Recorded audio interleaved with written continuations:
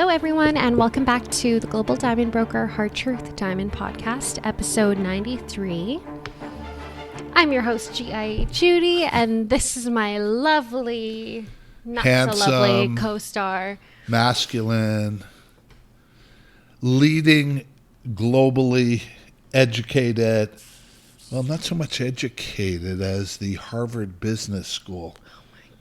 What they don't teach you at the Harvard Business School. Do you remember that book, Judy? Yeah, I think you totally. read that, didn't you? Mm-hmm. What they don't teach you at the Harvard Business School? Mm-hmm. Because hands-on practical in the diamond industry globally, it appears I'm the man. I keep putting it out there for someone to have more hands-on experience than me at all levels of the industry, from mines, Argyle, where I would... Should we be talking about my favorite subject again right off the bat? Again? It's my favorite subject. Go for it. I'm so self-absorbed. If I fall asleep, I'm now, so sorry. listen, did we get the test done today? Because this has been a big issue of the sound quality. What is it you call it again? What? The sound test that we do at the start? What about it? It seemed to be a big issue today. I'm just wondering how it all ended up. I'm not sure because you refused to do the sound check So when you're I just said. recording. Yeah. Okay, so here we go again. And if it's not up to standard, whose fault is that? Here we go again. GIA Judy Is a little feisty today. is a little... She's a little feisty every day. Today she's a little more than feisty. I've already Especially been feisty. physically struck twice. You struck me earlier too. No, I didn't strike you. Touching you is not... I can understand. You went like this. I have video footage. No, you I have don't. video footage.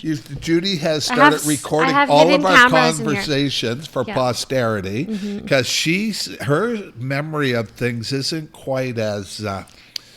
what's the word we would use? As It's like almost aligned with my my memory is memory of- like your memory, except I'm like 40 years younger. Oh my God, I hate you. Are we? Oh, sorry. Sorry, we're live. I didn't realize.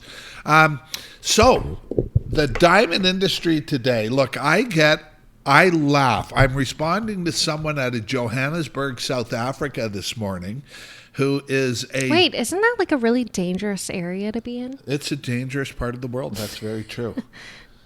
South Africa. Yeah, it is. Yeah. Right? And why is it so dangerous? Well, Africa's dangerous generally. Right. I mean, it's not like being in North America. It's not like being in... Well, this morning we have other interactions globally right now. There's Dubai, where we had to cancel our appointment this morning. Because of a tsunami? No, it's not a tsunami. It's tsunami. rains. And it's interesting, the rains in... We'll come back to Johannesburg in just a second.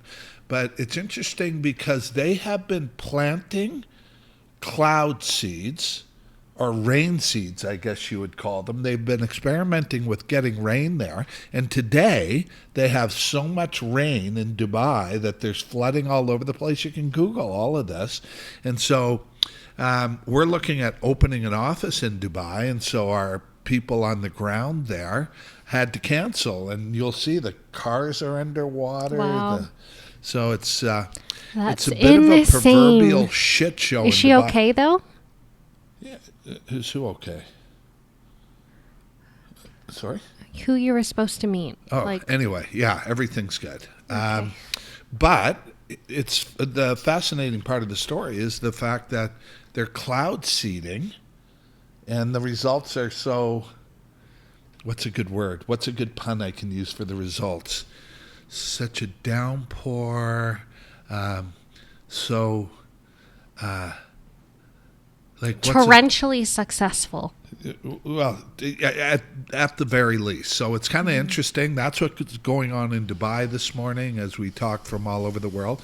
South Africa and Johannesburg specifically was a different story this morning because I got this unusual post talking about IGI certificates. And you've heard me speak about them before. They're for the jeweler. They're not for you. They don't benefit you, okay? They're not accurate compared to the GIA, and there's a reason GIA certificates are the chosen certificate by the most sophisticated diamond companies, the mines, the labs, the auction houses, Sotheby's and Christie's. And this guy, who apparently is a GIA certified gemologist, came on and started going on about how would I grade these diamonds and blah, blah, blah, blah, blah. And IGI does this, and just all smoke, just blowing Wait, smoke. I don't get it. What did he say? Well, you can read it. You can go on our post. I know, but for our read it. listeners. Well, what he was trying to say is he came on to try to justify IGI. It's amazing how I make things rhyme like that. But there is no justification. It's its own grading system. It's not accurate. It's if you order a GIA. Now understand, the Gemological Institute of America is the leading educational facility globally. This is For who diamonds. De Beers works with. This is who the big corporations work with to provide guidelines to benefit diamond buyers. And when I say diamond buyers, if you go to Sotheby's or Christie's, you're never going to see an IGI certificate there because they're not accurate. They're not dependable. They're not credible. And so what happened out of Johannesburg is this guy comes on, and people follow us. Our following grows so much all the time that their clients get to see us and hear what's really going on in the industry. And so clearly this gentleman has IGI in his shop, whatever it is. I mean, we don't really have access to that yet because he doesn't want to show that. It's just him personally. You can go on and see this. But he's trying to justify IGI as a good certificate somewhere or the other, and going on about India and everything else. And I said, look, it's not a conversation. IGI is a lie. And so he sent me this message that said, well, what if you have an SI2 that has milky, cloudy, and I never would. We never would. It's garbage. We would never broker that to begin right? with. Yeah. We would never broker a stone like that. And this is what he's talking about. And he's doing it because they're crappy diamonds, and the IGI calls them better than they are, and he makes more margin. That's it. And so I settled it like I do. But yeah. You ever hear the jewelers go, oh, well, the certificate's just a piece of paper. It's what the diamond actually looks like. Well, this is all based on the post where the jeweler who was selling an IGI certificate to a friend of ours in Dubai tried to say that, and I recommended that they ask the jeweler respectfully to send the stone to the GIA. For a second opinion. And then the jeweler was shaken to his boots saying, oh, no, don't do it. Don't do it. Because the GIA apparently loses their diamonds. That is the funniest one for me in the world. But, you know, we say, and one of my quotes, we got to get my quotes up. Let me rephrase that. You got to get my quotes up. Well, you got to give me your quotes to get them up. Okay, but one of the quotes I have is the IGI is a lie. And so I flat out say it. And so far, the IGI hasn't tried to sue me or anything or sent any letters. I assume at some point or another. We're going to be at the JCK with them. I'm going to pretend like I don't know you. Oh, I think they'll know who you are. Oh, God. Hey, it's not like going to our gym. It was supposed to be a joke, but... What is? Never going mind. to our gym? Never mind. You don't think that's funny that we go to the same gym now, right? Anyway. So where was I? IGI. Oh, so yes, IGI will be there, and they'll know who we are for sure. Like, it's funny how the whole jewelry industry now knows who we are. But, you know, it's interesting to me because it's a fact, and you can't, you know, look, is it a lie?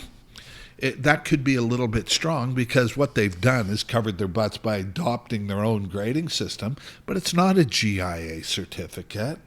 It's not credible. It holds no value outside the retail diamond jewelry market, and they use it for profits, pure and simple. So anyway. You could take the same diamond and send it to the GIA and send it to the IGI, and you're going to get a harsher grading on the GIA than you would on an IGI. Well, harsher is probably a bit harsh as a word, but what you're going to get is accuracy. And by the way, if the GIA calls it something, that's what it is. So it's accurate, it's credible, and it's what your diamond is. And don't you want to know? Don't you want, if you're ordering a D color, not to have a G or an H or whatever it comes back from? So there. Anyway, so that was my morning there. That was fun to do. Certainly it's 7 p.m. in the evening now, or 8 o'clock or something, and I've heard nothing back. So I don't expect to. But they all listen to the podcast as well now, all the jewelers as well, which is really interesting, which we appreciate. Look, we work with jewelers. We're happy to sell to jewelers, and we do. But the only return on a diamond nowadays, the only value in a diamond is its beauty. So there. That's my little rant for this morning, okay? How was that? Great. Did I do well? Mm-hmm. So, and how about you? We had a client on yesterday again that likes you more than me. I mean, I don't blame her. I can't understand why, though. I'm so lovable, you know? What's going on? You lose something down there? No. I don't really have much for celebrity news today because not much is going on. Really? Yeah.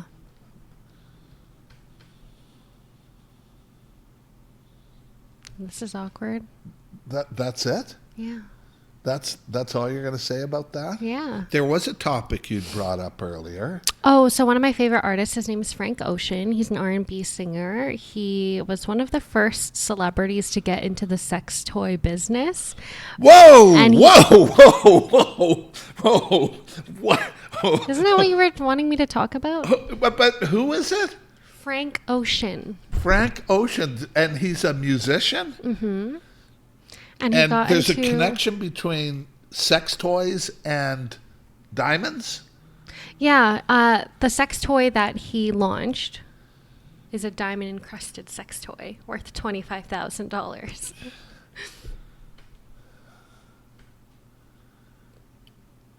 Okay. It's created with... Sorry, I'm not often speechless. I'm a little bit speechless. Why? Well, what's the toy? I think it's a beep ring. A what? A beep ring. A beep, like you mean like if it was on a farm, it would go cock-a-doodle-doo? Yeah, that kind exactly. of beep ring? Mm-hmm. Really? And it's encrusted with, I think it was 50 laboratory-created princess-cut diamonds and set in 18-karat yellow gold. Let me just Wow. check No myself. images, please, for me. I'm good. Oh, I'll look at it. Okay. I mean, if it's a rooster, that's different. Mm-hmm. Is that good? That's funny, right? It's the nice. rooster thing. Oh, my God. Do not Google diamond encrusted Why? It looks rooster like rings. It looks like a ring. Diamond encrusted rooster rings? You make it seem like you're so PG, Colin. We know you're not PG. What's CG? Oh, 60 laboratory-created princess-cut diamonds. And it's currently being sold for $25,000 US. And what's the grade of those diamonds? Anything milky in there or cloudy? And are they different before and after? Yeah, that one kind of caught me by surprise. I wasn't expecting that. Frank Ocean, you say? Yeah, look him up. He's great. What's some of his songs? Lost. How do you Thinking About You. How do you transfer from the music industry to Sex? yeah, like diamond encrusted? I mean, when you first brought the story up, and we never really talk about these things before we go on air, hence my kind of shock about it. But I would have thought it would have been a dildo. I'm just going to say it here. Everybody knows what we're talking about. But it's not a dildo, hey? It's a... Did I stutter? No, you didn't stutter. I'm just a little bit in shock still. Anyways, this is a little bit of an older story, but it got reposted by Yahoo Finance just a couple of days ago. So, isn't that interesting? Yeah. And do you think the angle was a sexual angle, or do you think it's about lab-grown diamonds again? Because it's interesting. Well, it's Yahoo Finance. They have definitely posted lots of articles on laboratory-created diamonds and the growth of lab diamonds. I think it's a lab diamond. You seem very reserved today. No, I'm fine. You sure? Mm-hmm. Judy wanted to. We're here on the 37th floor, and they're cleaning the windows today. And of course, when you're in the diamond industry and people are hanging outside your windows, if you watch any sort of movies like that at all, like Tom Cruise, where they go out on the ropes, this is something that kind of stresses us out a little bit, is when they, once or twice a year they come here and do the windows. But we know them. We're friends with them. Yeah, we've become friends with them, which could be a bad thing at the same time, because they don't know. They don't know what we do. All of a sudden. Oh, maybe all the diamond books on the table. They do know what we do. Maybe all the diamond books on the table. No, not the diamond books. One of the guys used to date one of my girls. Not like girls, but yeah. Right? So anyway, let's get back to what's going on in diamond business globally, since we're on lab-grown diamonds. Look, here's one of the things that I'm getting really tired of, and I'm the guy who gets up and reads all the articles every morning, is all the excuses the mine diamond industry is trying to give for the collapse of the industry, other than saying, look, people prefer lab-grown diamonds. Like, it's so crazy, you guys. I got up this morning. I don't know if you know this, but they're in January of this year, there were more closures in the diamond industry than last year. And a lot of these companies are just unable to make the transition to laboratory-grown diamonds. And so this article, and I read it, and they talk in the article about how it's a slow year again for the diamond industry. Guys, wake up. It's over. Okay? They don't need these mine diamonds for industrial purposes anymore. My favorite is when people come on to our videos and say, oh, well, don't lab-grown diamonds get softer over time? Right? Like, or they change color, or they this, or they that. Yeah. Myths and misconceptions, I call those. I'm so good at those kind of little myths and misconceptions. So it's not true. They're just diamonds. No one can tell the difference. They were in the pipeline for decades, and the top experts in the world, people like us, could not tell the difference. We didn't know they were there. We just thought they were diamonds. So that's what you're up against today. And these are the facts, and we really like to key in on the facts. And I think we've opened a whole new... I mean, are we going to be adding... sexual diamond? No, we're not, right? Okay. Good to know. Anyway, so I do want to talk about something else that's going really well for us, that apparently you're making an appearance this week. I am? Yeah. What is it? Think about it. Where would you need to make an appearance this week after you promised them last week you'd come on? I have no idea. Some of them want to marry you. I have no idea. Our lives. Oh. Yeah. Are you coming on this week? We'll see. If I wear makeup that day, sure. Okay. Because it's another looking creature. This is like... I can't tell the difference when she wears makeup or doesn't. Yeah, you can. I cannot because tell if I'm not the wearing difference. makeup, I get it wrong all the time. You will come in here without makeup on, and I'll go, are you shooting today? And she'll go, I'm not wearing makeup. I don't sound like that. Oh, that's how you sound to me, though? Okay. Anyways. So last week on live, especially, we do 2 lives a week. Instagram and TikTok, back to back. Instagram and TikTok. 3 o'clock Eastern Standard Time on Instagram, 3:30 Eastern Standard Time on TikTok. Right. And so the TikTokers, though, it's interesting how different the crowds are between TikTok, who comes on, and the questions we get. I think because TikTok, like I said, it's the For You page. So you get anybody from anywhere, from all kinds of walks of life. Whereas Instagram, it's a little bit more catered to your followers and people who are in the industry. Right. And that's why we kind of get the difference in conversations. Yeah. So because TikTok is all, oh, bro, how many sets of chest presses do you do, Colin? And then on Instagram, it's hello, sir. Can you please tell me how you got into the diamond business? Right. How can I get into the diamond business? That sort of thing. That's exactly right. Or mostly TikTok wants to meet you. Yeah. Right? Like, where's Judy? Can she come on? Why isn't she on? Where's Judy? And Judy sits behind the camera. And I read out the questions or the comments. I think you should do it, though. Now, let's talk a bit about our podcast coming up, because we're going to be in Vegas soon. We're going to be in Vegas for our 100th episode. And that's I ordered the mics, by the way. That's serendipitous. Mm-hmm. Like, that just worked out. We didn't have any idea our 100th episode. Well, I told Colin he probably planned this out when he first hired me. Yeah. I knew 100 episodes later at the time. Yeah, I should take credit for that sort of thing. Anyway, you guys, our time is up here today. Don't buy the bullshit. This is something, look, the industry is out there. It's in a struggle to survive. Look, if you want to mine diamond, power to you. Understand what's sitting on jewelry store shelves today is old stock. It's overpriced. The Google this stuff. The prices are plummeting. The industry itself is trying to do anything to stay relevant. Some of the stories I hear are so far off track, and then Judy's right. We hear people who go, do they change color and all this? Don't buy the BS. We're the Global Diamond Broker. You got questions. We've got answers. Right? I think so. Okay. Yeah, that's what we do.